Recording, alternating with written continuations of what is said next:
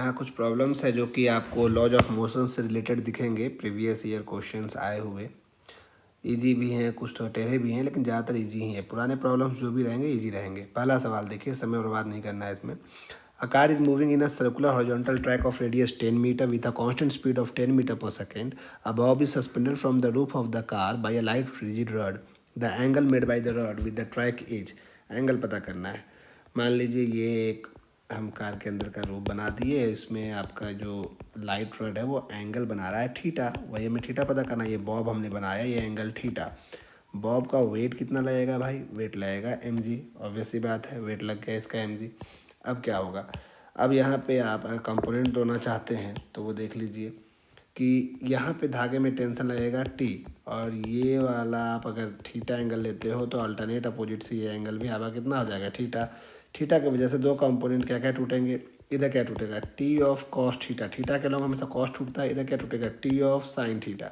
दो component equilibrium में मानते हुए यहाँ पे कौन सा कंपोनेंट किसको बैलेंस करेगा? तो टी साइन थीटा। ये सेंटर की ओर लग रहा है, दिख रहा है ना, जिसका रेडियस आर है।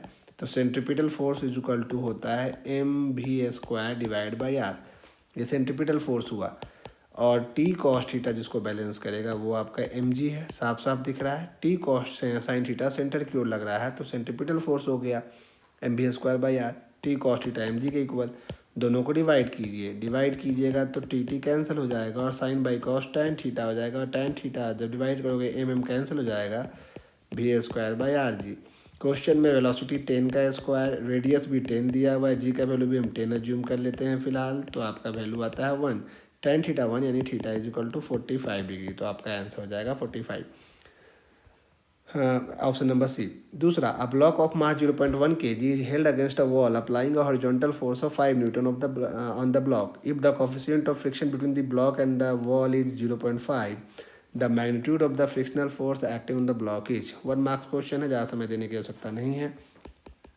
एक वॉल है, वॉल के अगेंस्ट आपका ये एक दूसरा वॉल रखा हुआ है, ये ब्लॉक रखा हुआ है। आपने इस पर फोर्स लगाया, कितना फोर्स लगाया भाई? आपने फोर्स लगाया है 5 न्यूटन, और इस पे इसका खुद का वेट भी लग रहा होगा mg।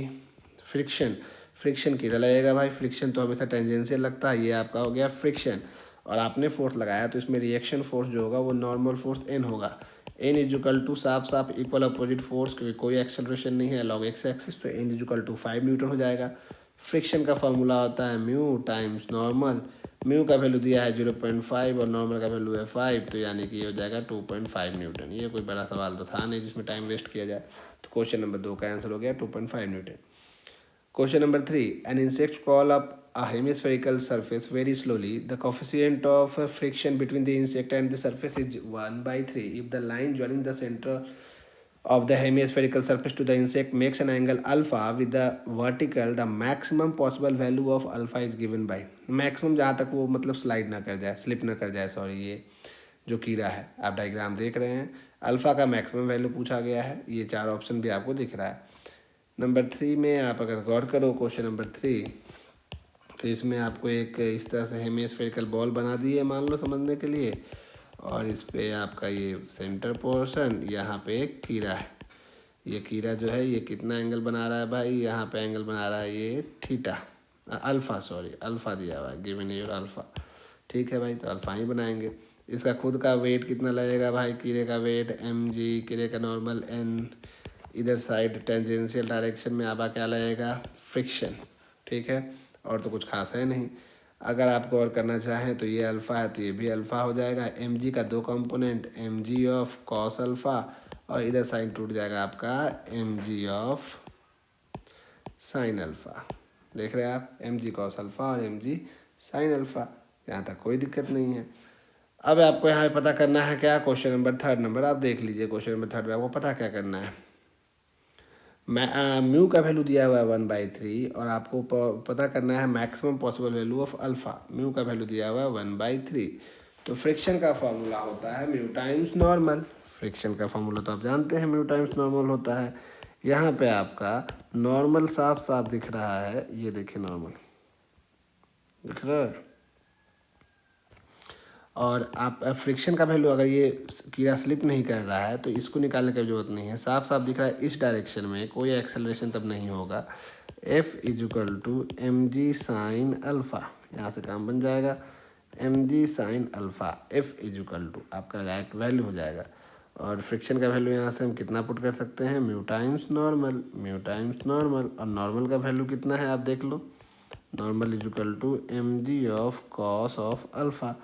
तो म्यू, चूँकि ये कटोरा घूम नहीं रहा है यहाँ, कोई सेंटीमीटर से मत सोच लीजिएगा, नॉर्मल का वैल्यू हम लिख देंगे M G of cos alpha is equal to M G of sine alpha. M G cancel, sine by cos आपका tan alpha, tan alpha mu का वैल्यू दिया है 1/3, अगर उलट देंगे तो 3 इजिकल टू कॉट अल्फ़ा। ये बिल्कुल 1 मार्क्स क्वेश्चन बहुत पुराना समय में मेंस का था, तो देख ले कितना आसान है, कॉट अल्फ़ा इजिकल टू 3। यहाँ नॉर्मल काम पड़ गया हमें, क्योंकि फ्रिक्शन का ना ये रोटेट वेटेट नहीं कर रहा है, ये न्यूमेरिकल में कंफ्यूज मत कीजिएगा, सर्कुलर मोशन सोच के, सिंपल सा कटोरा रखा हुआ है एम स्फेरिकल बॉल, तो cot alpha is equal to 3।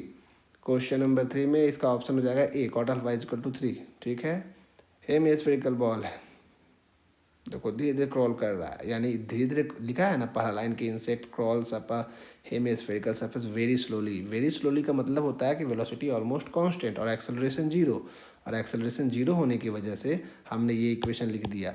Net force एक ऊपर की ओर लग रहा है, एक नीचे की ओर लग रहा है, तो नेट फोर्स तो आप लिखते एफ माइनस दिस, लेकिन force equal to mass into acceleration zero होने की वजह से ये फोर्स इसको बैलेंस कर रहा है, इसलिए डायरेक्ट आंसर ऐसे बन गया। नंबर 4 पे आते हैं, क्वेश्चन नंबर 4। अब धीरे धीरे क्वेश्चन आप अलग अलग टाइप का देखोगे। A string of negligible mass going over a clamped pulley of mass m, देखो पुली का मास दिया हुआ है m, लेकिन स्ट्रिंग नेग्लिजिबल है। क्वेश्चन नंबर 4 देख रहे हैं हम लोग। Supports a block of mass capital M as shown in figure, the force on the pulley by the clamp is given by. 2001 में 2 मार्क्स का आया हुआ है। क्लैंप पे कितना फोर्स लग रहा है पुली की वजह से, ये ध्यान रखना है। यहाँ पे पुली का मास दिया हुआ है, डायग्राम हम बना के आपको दिखाएं, ये है आपको डायग्राम, ये आपका पुल्ली जिसका मास है, यहाँ पे शायद इस तरह से एक वेट लग रहा है, वेट कैपिटल एम, इसका मास स्मॉल एम। ठीक है, अगर आप समझे तो इसका खुद का वेट लगेगा कैपिटल एम जी, है ना, इधर साइड इसका टेंशन भी है भाई, इसका टेंशन है इधर से टी, इधर से इसका टेंशन टी, यहाँ पे भी इसका टेंशन है टी, इसका खुद का वेट है स्मॉल एम जी। इक्विलिब्रियम में होने की वजह से टी इजुकल टू आपको साफ साफ दिख रहा होगा एम जी, इक्विलिब्रियम की वजह से T is equal to M G, इसमें कोई डाउट नहीं हो रहा होगा, साफ साफ दिख रहा है T is equal to M G. दूसरा, आप ये जो क्लैंप देख रहे हैं, ये क्लैंप, इस क्लैंप पे कौन कौन सा फोर्स लग रहा है, इस क्लैंप पे असल में नीचे की ओर 2 फोर्स लग रहा है, एक लग रहा है टी, एक लग रहा है एम जी, और इधर की ओर एक फोर्स लग रहा है सिर्फ टी, और टी कितना के इक्वल है एम जी, यानी कि इधर की ओर लग रहा है एम जी और इधर की ओर लग रहा है T plus M G. T plus M G का मतलब टी का वैल्यू है M, M plus M into small g, यही ना। और आप वेक्टर पढ़े हैं, 2 वेक्टर अगर 90 डिग्री पे है तो उसका रिजल्टेंट नेट फोर्स का फॉर्मूला या नेट का फॉर्मूला क्या होता है, आपको याद है वेक्टर में क्या पढ़ा था आपने, रिजल्टेंट का formula root under P square यानी एम जी का whole square plus Q square यानी एम प्लस एम एन का whole square G square plus 2 P Q cos 90, तो जीरो हो जाता है। तो हमारा आंसर में एम स्क्वायर प्लस एम का होल स्क्वायर, दोनों का जी स्क्वायर अगर आप कॉमन निकाल दो तो बाहर में निकल जाएगा जी, यही नेट फोर्स ऑन पुली लगेगा। और आप जानते हैं कि ये कितने एंगल पे लगेगा, टेन अल्फा का फॉर्मूला से निकाल सकते हैं अगर एंगल पूछेगा तो, वेक्टर मेथड से। तो हमारा क्वेश्चन नंबर 4 का ऑप्शन देख लेते हैं कौन सा सही है कौन सा गलत। नंबर 4 में option number D, option number D यहाँ साफ साफ दिख रहा है कि डी नहीं, एम प्लस, हाँ डी ही। यहाँ साइज देख लीजिएगा कि साइन कौन सा है वो भी चेक करना होगा, कैपिटल एम स्मॉल एम, हाँ कैपिटल एम है, यानी कि ऑप्शन नंबर आपका डी ही सही है, क्योंकि सी में आपका स्मॉल एम का स्क्वायर लिख दिया है तो डी सही है। ठीक है, question number 5, what is the maximum value of the force F such that the block shown in arrangement does not move. आपको कैपिटल एफ का वो मैक्सिमम वैल्यू निकालना है कि ब्लॉक मूव ना करे। ये तो विच इज़ ईजियर पुल और पुश, उसका एक्सप्रेशन पे भी आप बना सकते हो, लेकिन आपको यहाँ पे मास का वैल्यू दिया है √3 kg और म्यू का वैल्यू दिया है 1/2 √3 kg, 1/2 √3 यूनिट थोड़ी होता है म्यू का। फोर्स लगाया गया है 60 डिग्री पे। ठीक है, तो इस डायग्राम को हम लोग बनाते हैं। ठीक है, देखिए ऐसा है कुछ। ये है फोर्स लग रहा है भाई, कितने एंगल पे, 60 डिग्री के एंगल पे, ये 60 डिग्री पे फोर्स लग रहा है एफ। ठीक है, इसको डॉट लाइन से अगर हम समझाने के लिए बढ़ा भी लें तो ये आपका हो गया एफ का डायरेक्शन, जो कि ये 60 डिग्री पे है। बॉक्स पे लगाना है तो हम बॉक्स पे लगा के दिखाते हैं, वेट, नहीं तो आप लोग इसको कंफ्यूज हो जाएंगे। हम एग्जैक्ट बॉक्स पे फोर्स लगा के आपको दिखा देते हैं। ये रहा आपका बॉक्स, ऐसे लग रहा है फोर्स, ये हॉरिजॉन्टल 60 डिग्री पे लग रहा है। तो इसको हम डॉटेड लाइन से आगे बढ़ाएंगे अगर, तो अगर ये 60 है, छोटा एंगल बन गया गलती से, तो आप यहाँ पे वेट भी लगने वाला है इसका, तो अच्छा लाइन नहीं खींचना है। ये एंगल 60, तो ये एंगल भी आपका 60 डिग्री है, दिख रहा है ये साफ साफ। यहाँ पे कौन कौन सा फोर्स, एक तो इसका वेट लगेगा mg, दूसरा इसका नॉर्मल लगेगा n, ठीक है। और क्या क्या लगने वाला है भाई, जब आपने इस पर फोर्स लगाया है इस तरह से f, और यहाँ पे थोड़ा सीधा लाइन, क्योंकि ये बड़ा अजीब दिख रहा है तिरछा, हम खुद पकड़ लिए थे पैर, तो तिरछा ही फोटो बन जाएगा। ये आपका फोर्स लग रहा था जो ये हॉरिजॉन्टल के साथ 60 डिग्री का एंगल था यहाँ पे, तो वही डॉटेड लाइन से आगे बढ़ा है सीधा सीधा। तो अगर ये सीधा बढ़ा है तो ये 60 है आपका, साफ साफ दिख रहा है। कहीं कोई समस्या तो प्लीज़ बोलिए, कहीं कोई भी समस्या हो तो आप बोल सकते हैं, कहीं भी 60 देख रहे हैं ना आप।